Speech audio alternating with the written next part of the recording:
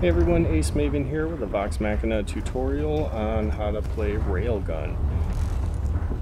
So Railgun is kind of like the sniper rifle of Vox, and a couple of it's a little different than the other ones because it does not fire when you simply like pull the trigger, like tap the trigger.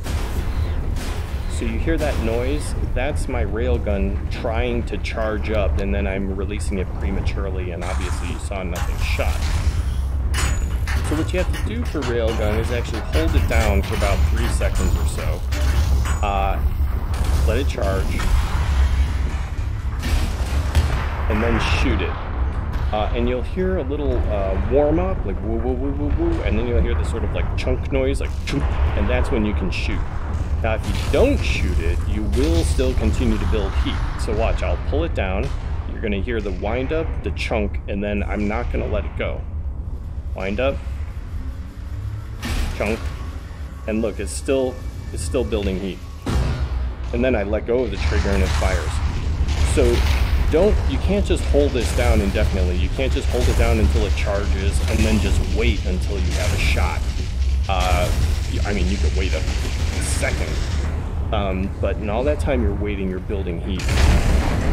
So they build up heat really quickly. But one of the nice things about Railgun is that they're armor penetrating.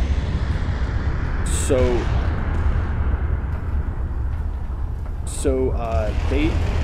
say they do like 20 points of damage or something, and say like an armor plate can hold, 10 of that or something. They will blow that armor plate off and still project, through the grinder to do damage to the inside. Now, a lot of weapons won't do that. So they're nice because they're great armor piercers.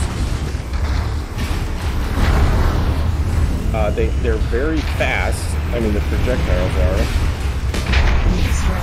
are. So you don't have to also account for a lot of drop with distance. So they can shoot pretty far across the map without having much drop. I mean, certainly at great distances there might be a bit. And lead time, you don't have to lead as much as like with cannons because they're so fast. The railgun is so fast. I mean, with cannons it takes a minute for it to get from here to like say that whatever overhaul up there. But with railgun, you're pretty much you can just aim where you want it to hit because there's not much lead time that you need with this weapon.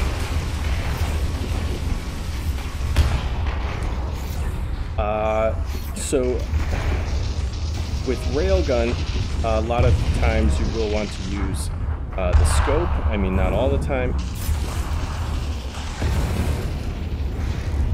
So you want to bring down your scope, charge it up. Ooh, come back there.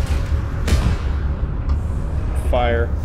So let me show you how I configure my scope for railgun. Okay, and this is the same as I would do for firing the missiles with the overhaul. So you bring down your menu, or if you're in the hangar, you have this menu. You'll press B to go back, and then you'll go to Settings, Controls,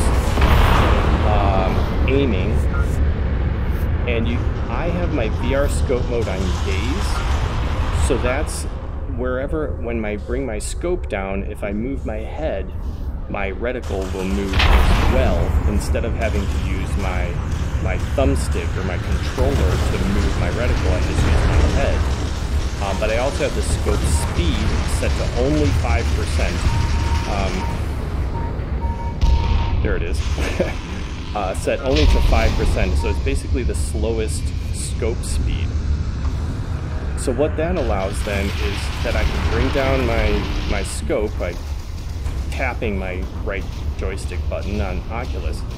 But now if I move my head, you'll see it moves my scope, or my reticle there, so I don't have to use my thumbstick, because I found that you try to use your thumbstick and hold down your charging button for the railgun is kind of hard to do with one hand. This way it's easier to just kind of keep on your target. And that's how I like to use railgun with the scope. Watch out, Roman. Alright, let's keep doing instead.